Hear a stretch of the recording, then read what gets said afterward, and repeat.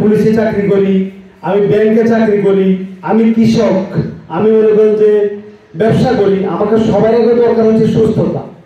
তো আপনি যদি সুস্থ থাকেন তাহলে আপনার কাছ থেকে কিন্তু পারফেক্ট কাজটা কিন্তু আমরা কিন্তু মানে আশা করতে পারি আর কি।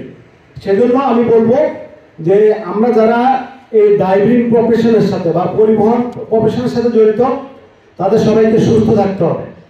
সুস্থ থাকতে হলে আপনাকে যেটা করতে হবে, আপনাকে নেশা পানি করা যাবে না। আপনাকে আমি দেখি ওই অনেক, আমি যখন সাভারে ছিলাম না ছিলাম তো গাবতলী রিলেটেড, এবং আমি কিন্তু এসে ট্রাফিক মহাখালী ছিলাম অল্প কিছুদিন এই মহাখালীতে। তো সেখানে আপনি যদি এনাদুল্লাহ খান বলেন, ওই যে সৌদু ভাই বলেন, হিরু ভাই বলেন, এদের সবার সাথে আমার খুব ব্যক্তিগত ভালো সম্পর্ক। আমাদের পুলিশের একজন আছে, কি যেন না ওসমান সাহেব না, আমাদের পুলিশের সাব ইন্সপেক্টর ছিল কালাম সাহেব, ওনাদের সবার সাথে আমার ভালো সম্পর্ক। সেটা আমার পরিবহন শ্রমিকের লোকজনকে আমার অনেক আপন মনে হয়। তো কারণ হচ্ছে কি, শোনেন, আপনি যখন গাড়িটা চালাই যাচ্ছেন, আমি কিন্তু আমরা তো বড় লোক অবস্থান না, আমি যখন কুমিল্লা যাই, ধরেন জাস্ট ফর এক্সাম্পল আমরা 40 জন যাত্রী একটা বাস যাচ্ছি, তা আমার গাড়িটা কিন্তু আপনি চালাই যাচ্ছেন। কারণ আপনি যদি মনে করেন যে আমাকে মনে করেন যে মেঘনা নদীতে ডুব দেবেন, আপনার তো কিচ্ছু করার নাই আমার, কারণ আমি কিন্তু ঘুমাচ্ছি, আমি কিন্তু গান শুনতেছি, আমি কিন্তু মোবাইল দেখতেছি। তা আপনাদেরকে আপন না পাইবে কিন্তু কিছু কোনো কারণ নাই। কিন্তু শ্রমিকের লোক দেখবে অনেক বড় লোক, ভালো পজিশনের লোক, কিন্তু ড্রাইভারের সাথে তার খুব ভালো সম্পর্ক। আবার অনেকে না বুঝাই হয়তো বলবেন যে ড্রাইভারের সাথে চিল্লাচিল্লি করে, পরে কিন্তু আবার বলে ভাই রাগ করিস না, মেজাজ হয়তো তখন খারাপ ছিল। কারণ আমি মনে করি যে ড্রাইভারদেরকে উত্তেজিত করা কখনোই উচিত না আর কি। তো সেজন্য আপনাদের সাথে আমাদেরকে কিন্তু খাদ্য করে চলতে হয়। আমি কিন্তু ফর্মালের বাইরে ইনফর্মাল কিছু কথা বলতেছি, আমি আশা রাখি আপনারা মাইন্ড করবেন না আর কি। সেজন্য আমাদের প্রথম যেটা দরকার সেটা হচ্ছে আমাদের সুস্থ থাকতে হবে। সুস্থ থাকলে কিন্তু আমার কাছ থেকে সবচেয়ে ভালো সার্ভিসটা পাবেন। আমি সুস্থ থাকলে কিন্তু আমি ভালো ড্রাইভ করতে পারবো।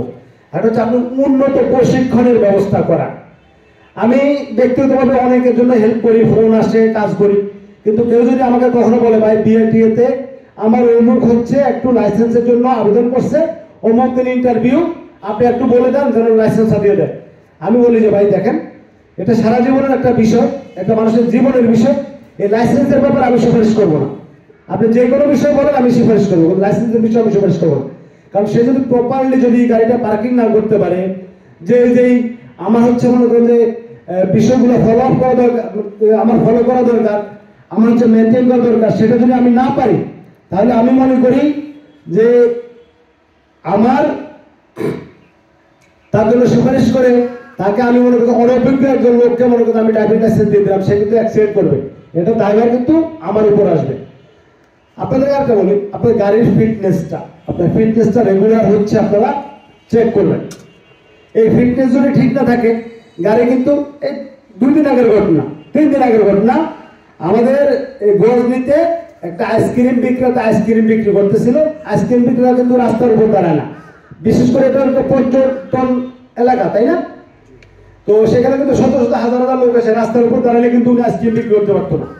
তো উনি আইসক্রিম বিক্রি করতেছেন, একটা গাড়ি, সেই গাড়িটা কিন্তু খুব বেশি স্পিডে চলে না। সেই ক্ষেত্রে আমি বলবো যে ঘটনাটা কি হলো, একটা গাড়ি গজনীর ভিতরে ড্রাইভারকে চাপা দিয়ে দিল, ইনস্ট্যান্ট ডেথ। আপনি চিন্তা করেন, এই লোকটা সকালবেলায় বের হয়েছে, শনিবারের ঘটনা এটা। স্বাভাবিকভাবে শনিবারে কিন্তু অনেক পিকনিক স্পটে অনেক লোকজন আসে,